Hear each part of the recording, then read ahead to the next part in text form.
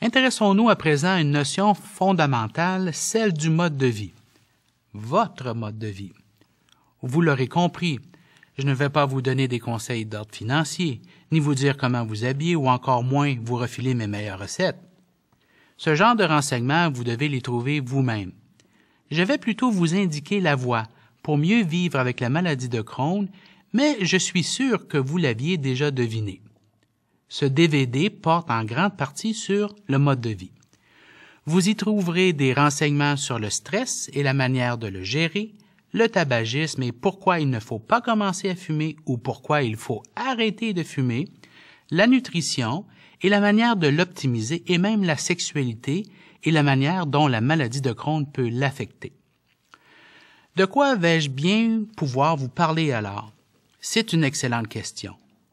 Commençons simplement par rappeler quelques faits essentiels sur la maladie de Crohn. Souvenez-vous, il ne s'agit pas d'une maladie mortelle. Le traitement et les médicaments et éventuellement la chirurgie peuvent vous aider à mener une vie enrichissante et bien remplie. En fait, des études récentes ont montré que le décès dû à la maladie de Crohn et à d'autres maladies intestinales inflammatoires était extrêmement rare et que l'espérance de vie ne se trouvait pas raccourcie par la maladie. La maladie de Crohn n'affecte donc pas votre vie de cette manière. En revanche, votre vie sera affectée par la gravité de votre maladie et par la manière dont vous la prenez en charge. Il est probable que vous prendrez plus de médicaments que les personnes de votre entourage, surtout si elles ne souffrent d'aucune maladie chronique, et vous consulterez votre médecin plus souvent qu'elles. Vous devrez également être plus attentif à la manière dont vous gérez votre maladie au quotidien, à votre alimentation, à la manière dont vous évacuez votre stress, à la manière dont vous évitez et dont vous prenez en charge les poussées. Adopter un mode de vie équilibré, voilà une manière d'envisager tous les thèmes que nous avons abordés.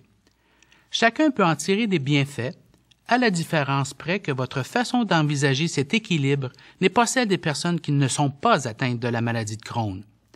Les bienfaits que vous tirerez de cet équilibre seront également plus immédiats, comparativement aux personnes qui seraient plus enclines à prendre leur santé pour acquis sur le court terme et se montrer un peu plus laxistes que vous. Je n'irai pas jusqu'à dire que vous devez vous estimer heureux d'être plus lucide, mais si c'est ainsi que vous voyez les choses, je ne vous contredirai pas. Faites un peu d'exercice, mangez plus sainement et apprenez à gérer votre stress efficacement et vous trouverez l'équilibre qui vous permettra de mieux vivre. Tous ces aspects sont importants, quelle que soit votre vie. Pendant les périodes de rémission, je vous recommande d'avoir de la gratitude pour votre santé, une attitude qui vous permettra de profiter pleinement de ces périodes.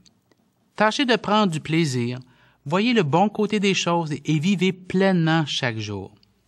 Tâchez de rester en harmonie avec votre bien-être émotionnel et agissez si vous sentez que vous avez tendance à verser dans l'apitoiement, le désespoir ou la dépression. Votre famille et vos amis, ainsi que votre équipe soignante, sont là pour vous soutenir. N'hésitez pas à faire appel à eux. Et surtout, ne vous définissez jamais en fonction de votre maladie.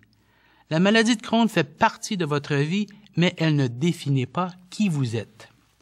Laissez-la devenir le catalyseur qui vous permettra de mieux vous connaître et une raison pour mener une vie plus équilibrée. C'est là le mode de vie que je vous recommande. Voyons un peu. Aimeriez-vous en savoir un peu plus sur le guide alimentaire canadien ou sur la recherche et les ressources de soutien ou passer à la section du cas vécu d'une patiente?